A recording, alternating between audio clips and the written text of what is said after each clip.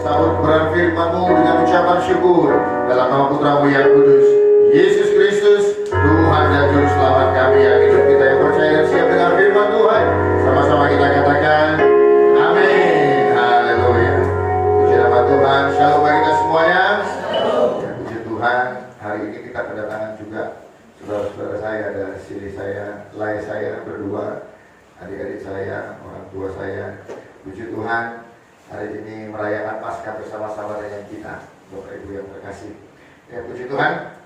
Hari ini firman Tuhan, saya ingin mengajak kita supaya mencari makna ataupun mengerti apa sebenarnya makna daripada kebangkitan Kristus itu dalam hidup kita. Nah, saudara, Alkitab kita merujuk peristiwa ini dari kitab Lukas pasalnya yang ke-24, Lukas pasal 24 ayat 1 sampai dengan ayatnya yang ke-12. Lukas 24 ayat 1 sampai 12. Saya akan baca buat kita semuanya. Lukas 24 ayat 1 sampai 12. Demikian firman Tuhan. Tetapi pagi-pagi benar pada hari pertama minggu itu, mereka pergi ke kubur membawa rempah-rempah yang telah disediakan mereka. Mereka mendapati batu sudah terguling dari kubur itu, dan setelah masuk mereka tidak menemukan mayat Tuhan Yesus. Sementara mereka berdiri termangu-mangu karena hal itu, tiba-tiba ada dua orang berdiri dekat mereka memakai pakaian yang berkilau-kilauan. Mereka sangat ketakutan dan menundukkan kepala. Tetapi kedua orang itu berkata kepada mereka, "Mengapa kamu mencari dia yang hidup di antara yang mati? Ia tidak di sini, ia telah bangkit.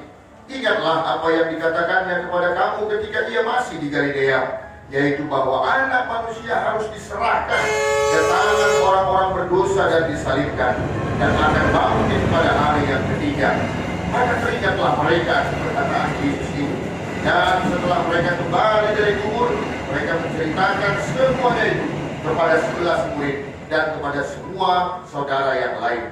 Perempuan-perempuan itu adalah Maria dari Magdala dan Yohana, dan Maria ibu Yakobus, dan perempuan-perempuan lain yang juga bersama-sama dengan mereka memberitahukannya kepada rasul-rasul. Tetapi bagi mereka perkataan itu seakan-akan omong kosong, dan mereka tidak percaya kepada perempuan-perempuan itu. Sungguh pun demikian, Petrus bangun lalu cepat-cepat pergi ke kubur itu. Ketika ia mencenguk ke dalam, ia melihat hanya kain kafan saja. Lalu ia pergi dan ia bertanya dalam hatinya apa yang kiranya telah terjadi. Saudaraku, ada satu peristiwa yang ayat ini adalah ayat yang paling pendek di dalam kitab kita. Ayat yang paling pendek tapi punya kesan yang sangat luar biasa. Di dalam kitab Yohanes ada satu perkataan. Waktu Lazarus sahabat Tuhan Yesus meninggal di Betani, lalu dituliskan di sana, lalu Yesus menangis. And then Jesus wept, katanya. Yesus menangis. Hanya satu itu saja. Nah, Bapak Ibu yang terkasih dalam nama Tuhan Yesus Kristus, sesuatu yang sangat luar biasa maknanya. Betapa kematian itu sungguh membawa suatu kedukaan yang luar biasa. Betapa kematian artinya adalah suatu perpisahan. Betapa yang namanya kematian akan membawa satu pemisahan. Dan yang terjadi dalam kehidupan kita juga demikian. Ketika Yesus belum melakukan penebusan, maka penalti yang didapat oleh setiap orang adalah kebinasaan. Perpisahan yang akan memisahkan kita dengan Tuhan. Sama seperti Adam yang jatuh ke dalam dosa, pada akhirnya karena kejatuhan mereka harus terusir dari Taman Eden. Tidak bisa lagi menikmati apa yang menjadi berkat-berkat yang sudah disediakan Tuhan. Nah saudara, kenapa Yesus menangis melihat Lazarus? Kalau di dalam konteks itu sedikit saya akan ceritakan. Waktu itu ketika Lazarus masih sakit, Maria dan Marta menyuruh utusannya untuk bilang kepada Tuhan Yesus, sahabatmu atau orang yang kau kasihi sedang sakit keras. Tetapi apakah Yesus datang langsung? Tidak. Yesus menunggu 2 hari, sehingga dari mulai berita disampaikan dan tidak lama Lazarus meninggal, ada 4 hari lamanya Lazarus itu sudah mati. Kalau di dalam tradisi orang Yahudi, ini agak ada kemiripan dengan kita orang Batak. Orang dikubur itu agak lama, pasti bermalam. tetapi tidak akan lebih dari 3 hari. Apa maksudnya? Maksudnya kalau kepercayaan orang tradisi orang Yahudi, kalau baru 3 hari, rohnya itu masih di situ. Jadi biarkan dulu, gitu. Biarkan dulu di dalam rumah. Nah, tetapi kalau udah hari keempat itu wajib. Dan saudara, artinya apa? Kenapa Yesus harus menunggu sampai dengan hari keempat? Lalu kemudian kita mencatat bagaimana Lazarus sudah dikafani dengan luar biasa. Ketika Tuhan Yesus datang hari keempat, Marta mendatangi Tuhan Yesus, "Guru, seandainya kau datang lebih cepat, tidak akan mati saudaraku." Lalu Maria juga datang demikian dan berkata, "Kenapa kau lama, Guru? Harusnya kalau kau datang cepat, maka tidak akan ada kematian." Tetapi Yesus bilang, "Tenanglah, supaya tergenapi semuanya." Yesus suruh supaya batu kuburan digulingkan, dan Yesus berkata kepada Lazarus, mayat Lazarus, dia berkata apa? "Lazarus, bangkitlah." Dan saat itu seperti mumi, seperti zombie, akhirnya Lazarus bangkit. Saudara, murid-murid melihat itu. Murid-murid ada di sana sebagai saksi bagaimana Kristus memperlakukan dan melakukan mukjizat yang luar biasa. Tetapi pada akhirnya penyaliban harus terjadi. Tetapi pada akhirnya para murid juga melihat bagaimana Dia yang Maha Kuasa menyerahkan dirinya begitu saja, ditangkap, disiksa, bahkan sampai Dia pada akhirnya disalibkan. Murid-murid begitu terguncang, Bapak Ibu. Murid-murid begitu kecewa dengan apa yang terjadi dalam kehidupan mereka. Sering juga dalam hidup kita tidak sesuai dengan ekspektasi kita, dengan harapan kita. Kita pengen nanti kita buat rencana A, nanti kalau A, nanti bakal begini, bakal begini, bakal begini, bakal begini.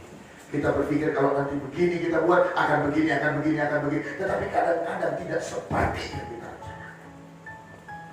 Nah, hari ini kita belajar bagaimana satu-satu. Setelah Yesus mati pada hari yang ketiga, yang namanya ibu-ibu itu pasti lebih sensitif rasa hatinya, saudara. Ya, kalau kayak mama kami ini setelah meninggal bapak, kalau bisa pun tiap hari ke kuburan ini, gitu loh. Setiap hari postingannya selalu nelangsa terus, gitu loh, mengingat. Artinya bukan kami nggak bersedih, tapi melihat dia malah jadi apa? Tapi perempuan seperti itu. Sewaktu Yesus mati, orang yang pertama sekali menjenguk ke kuburan adalah para wanita, murid-muridnya yang perempuan dan termasuk ibunya. Kemudian apa yang terjadi di sana pada saat mereka ke kuburan pada waktu subuh hari? Mereka melihat tempat kuburan atau batu itu sudah digulingkan. Dan ketika mereka masuk ke dalam, mereka melihat ada 2 orang laki-laki. Dan mereka mulai ketakutan karena apa? Mereka tidak melihat mayat itu ada di sana. Dan kedua orang laki-laki itu berkata, "Ibu, apa yang kau cari?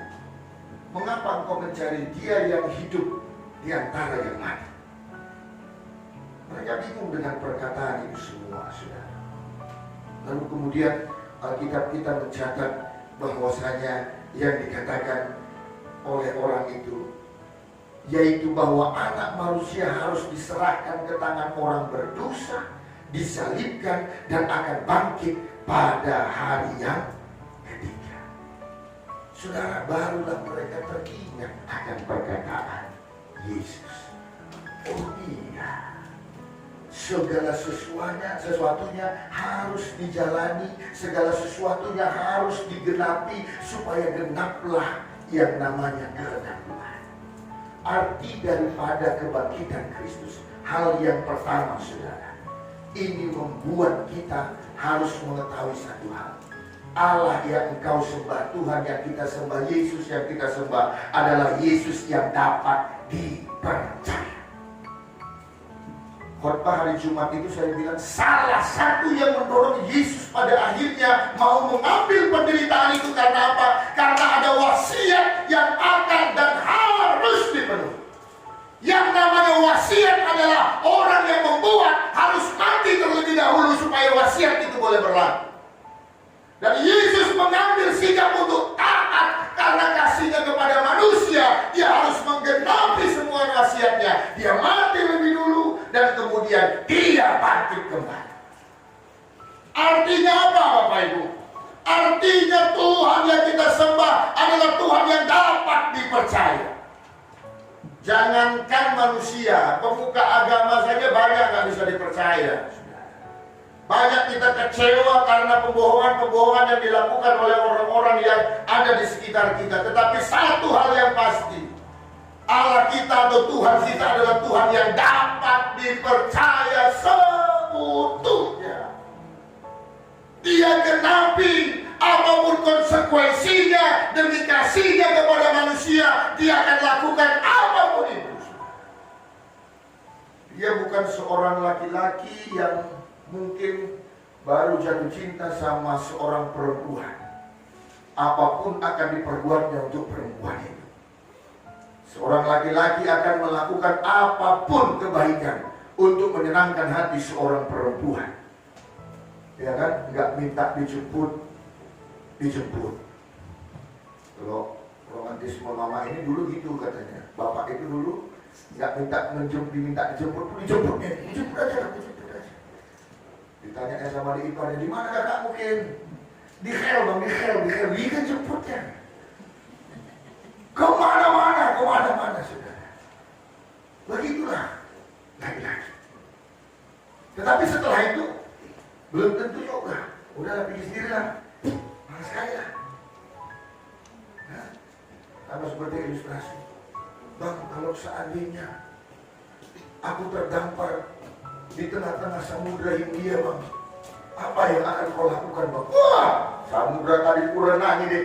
Ku bawa kau balik. Bang, andai kata seandainya aku tersesat di Bukit Lawang, lalu aku ditahan sama orang hutan bang. Raja orang hutan begitu besar dan puas bang, kayak mana bang? Apa yang akan melakukan? Jangankan itu deh. Raja-raja orang hutan yang kuantam, demi kau aku akan berjuang. Cari tempat yang enak aja yang benar. Gak apa-apa.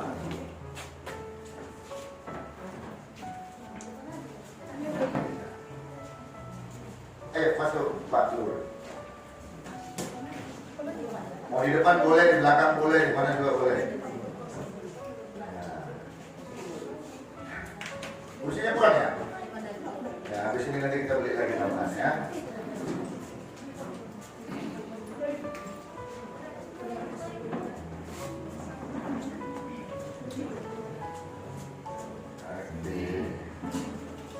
Wah, lengkap nih keluarga saya semua. Hari ini saya sangat bersuka cita boleh merayakan Paskah bersama.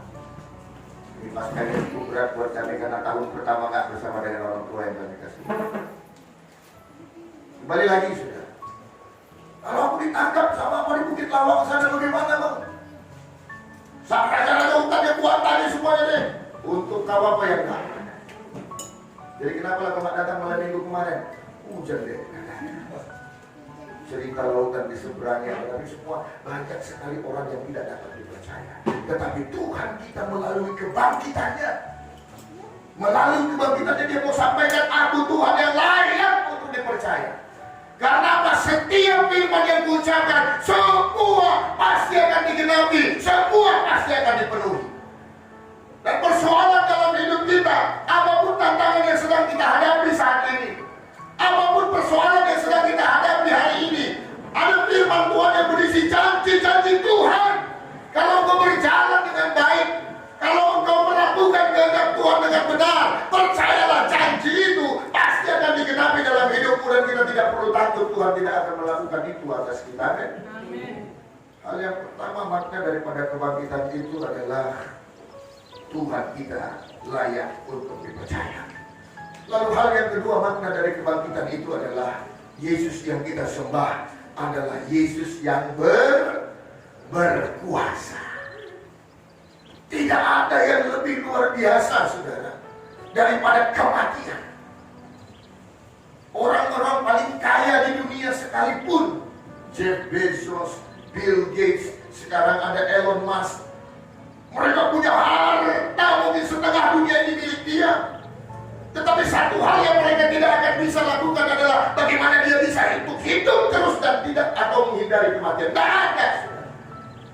Mau hartamu sebesar apa, mau hartamu sebanyak apa, kematian adalah ujung dari semuanya. Dan satu-satunya orang, satu-satunya pribadi yang mampu mengalahkan kematian itu sendiri. Kalau Lazarus kan dia bangkit karena Yesus melakukan mukjizat atasnya. Tetapi Yesus, dia mati dan kemudian dia bangkit karena kuasanya. Tidak ada pribadi yang dapat melakukan ini selain daripada Tuhan kita. Dan ini maknanya adalah Tuhan yang kau sembah dan Tuhan yang ku sembah adalah Tuhan yang berkuasa untuk melakukan segala hal di dalam kehidupan kita. Saudara, jangan cepat menjadi orang yang berputus asa. Jangan cepat menjadi orang yang frustasi dalam segala hal. Sebab selama engkau masih percaya kepada Tuhan, maka percayalah kuasanya itu mampu mengalir di dalam kehidupan kita. Dia Tuhan yang sanggup melakukan segala perkara atas kita. Ya, saudara. Tetapi sebagai umat Tuhan kita harus berani memikul salib kita. Ada penderitaan yang harus kita bawa. Ada beban pergumulan yang melekat kepada kita. Sekali lagi saya bilang, tidak ada gagang pada salib sehingga salib bisa kita tenteng. Salib itu harus dipikul, artinya menjadi beban dalam hidup kita. Ada beban yang harus kita bawa, tetapi ketika kau setia di dalam perjalanan kehidupanmu bersama-sama dengan Tuhan, kemuliaan akan menjadi milik kita. Bisa dibayangkan bagaimana penderitaan yang Yesus alami dalam segala pendarahan hebat yang sudah terjadi padanya karena dicambuk, kemudian sudah keluar darah dari kepalanya, kemudian seluruh tangan dan kakinya sudah tertusuk dengan paku. Orang-orang masih mengolok-olok dia, malah berkata apa? Kau bilang kau Tuhan, lepaskanlah dirimu. Lalu kemudian di bawah dia lihat masih ada orang main judi, membuang undi. Kalau sekarang mungkin kejadiannya ya mereka main apa? Main togel mungkin di bawah nomor berapa? Kok di alam nih, raja mati nih katanya. Atau main kartu domino dia di dalam di bawah itu sambil nunggu Yesus mati. Penghinaan dia dapat, itu bagian dari salib. Kesakitan dia dapat, itu bagian daripada salib. Semua hal yang tidak mengenakan itu bagian daripada perjalanan salib. Tetapi barang siapa yang tetap setia, barang siapa yang tetap bertahan, pada akhirnya Tuhan akan nyatakan kuasanya. Bukan cuma sakit yang disembuhkan, tetapi kematian pun dikalahkan oleh karena kuasa Tuhan yang luar biasa. Saya tidak tahu apa yang jadi pergumulan Bapak dan Ibu. Mungkin kekurangan kita dalam ekonomi kita. Pandemi Corona membuat kita susah makin susah. Pandemi Corona membuat kita penuh dengan keraguan-keraguan dalam melakukan segala sesuatu. Tetapi dengarin kita, apapun bebanmu hari ini, tetaplah percaya Tuhan yang kau sembah, Tuhan yang berkuasa. Amin. Coba bilang kanan kirinya, Tuhan kita Tuhan yang berkuasa. Lalu yang ketiga, saudara, berhubung karena pakai jubah panas sekali kurasa. Agak cepatnya sedikit ya. Hal yang ketiga, saudara, apa makna daripada kebangkitan itu? Makna daripada kebangkitan itu adalah bahwasanya setiap kita bisa diubahkan oleh Tuhan. Anda kenal Petrus? Petrus orang yang paling meledak-meledak. Aku akan anak manusia akan disalibkan, tetapi akan bangkit pada hari. Oh, Petrus bilang apa? Tidak akan ada yang bisa menyentuhmu. Aku yang paling depan, guru. Siapa pula macam-macam. Menurut Petrus, engkau adalah Mesias, anak Allah yang hidup. Wah, mantap. Tetapi saat Yesus ditangkap, lalu Yesus mulai diinterogasi, kemudian mulai mengalami kesiksaan. Apa yang dilakukan oleh Petrus? Petrus orang yang menyangkali dia sampai 3 kali. Aku tidak mengenal dia. Saat Yesus disalibkan lalu Yesus mati, di mana Petrus? Dia orang yang tersembunyi, tidak berani keluar kemana-mana. Tetapi begitu kebangkitan Tuhan Yesus, Petruslah orang yang termasuk salah satu yang pertama untuk pergi ke kuburan dan akhirnya mengimani betul orang yang mati itu sudah bangkit kembali. Dan setelah itu ada perubahan yang terjadi. Petrus adalah orang yang paling berani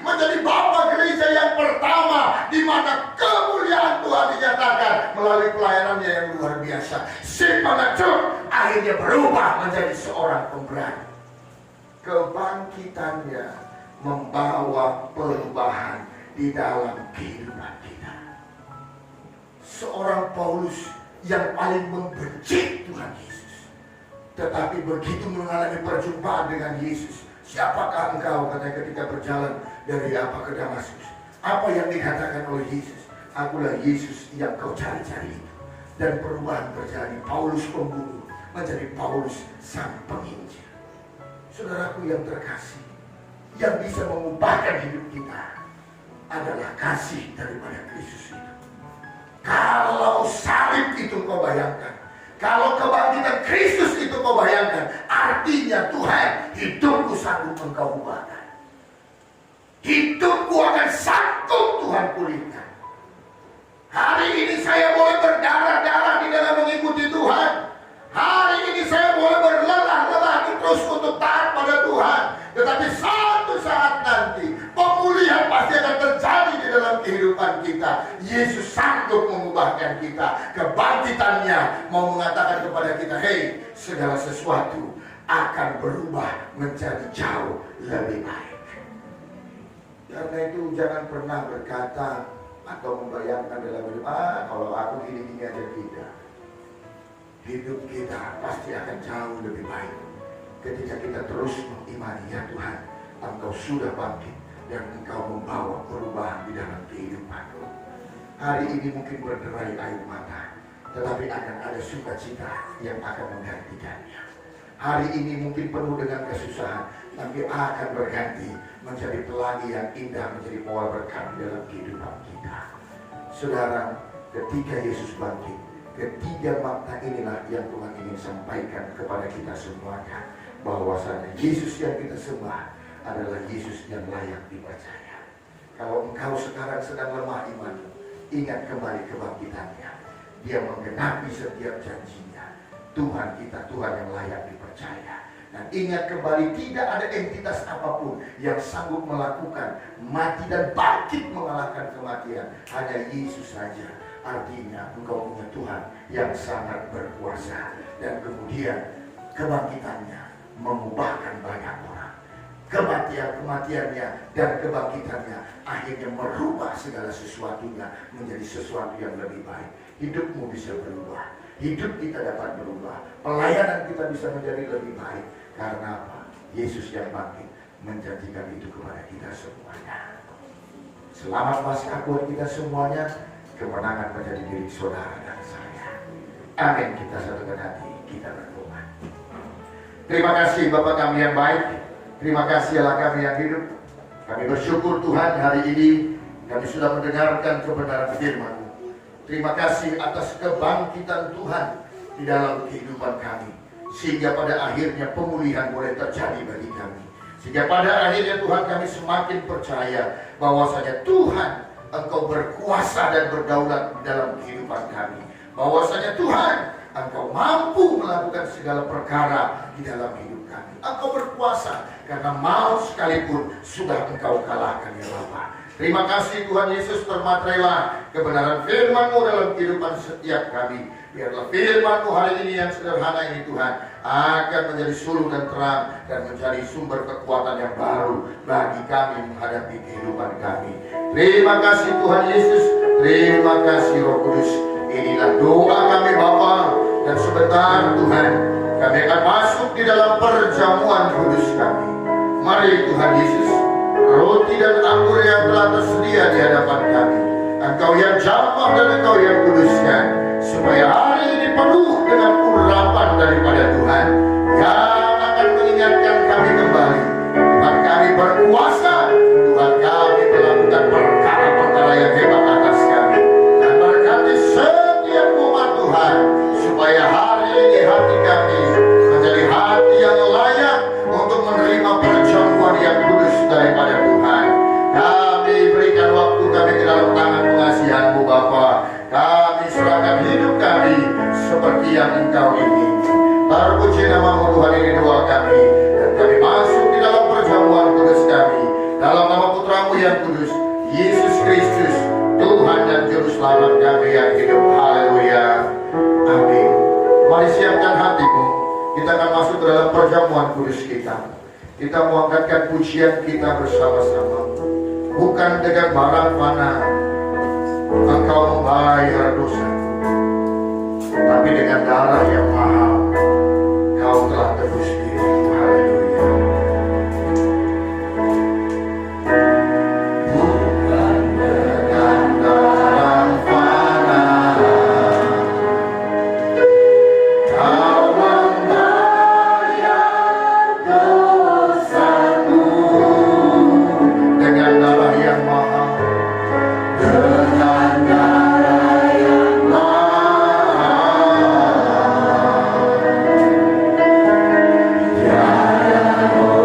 Tiada tiada celah, bukan dengan emas perak, bukan dengan emas perak. Kau menebus diriku oleh segenap kasih dan pengorbananmu. Ku telah mati dan tinggalkan cara hidupku yang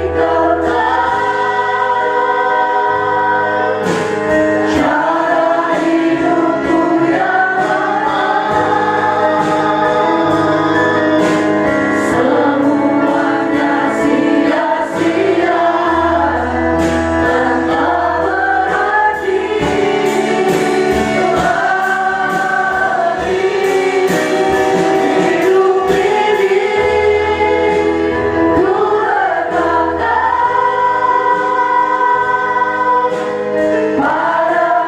pesta-Mu yang jadilah padaku seperti yang Kau ingini. Ku telah mati dan tinggalkan, ku telah mati dan tinggalkan cara hidupku yang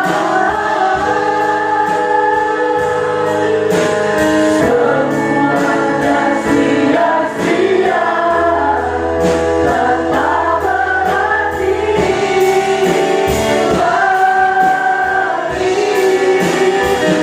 Hidup ini ku letakkan pada pesta-Mu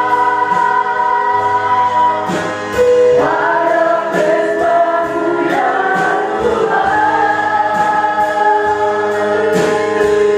Jadilah padaku seperti yang Kau ingini. Dengarkan Tuhan sabda firman Tuhan sebagai penghantar perjamuan kudus kita hari ini. Sebab yang sangat penting telah kusampaikan kepadamu, yaitu apa yang telah kuterima sendiri, ialah bahwa Kristus telah mati karena dosa-dosa kita sesuai dengan kitab suci, bahwa Ia telah dikuburkan dan bahwa Ia telah dibangkitkan pada hari yang ketiga sesuai dengan kitab suci, bahwa Ia telah menampakkan diri kepada Kefas dan kemudian kepada ke-12 muridnya. Sesudah itu Ia menampakkan diri kepada 500 saudara sekaligus. Kebanyakan dari mereka masih hidup sampai sekarang, tetapi beberapa di antaranya telah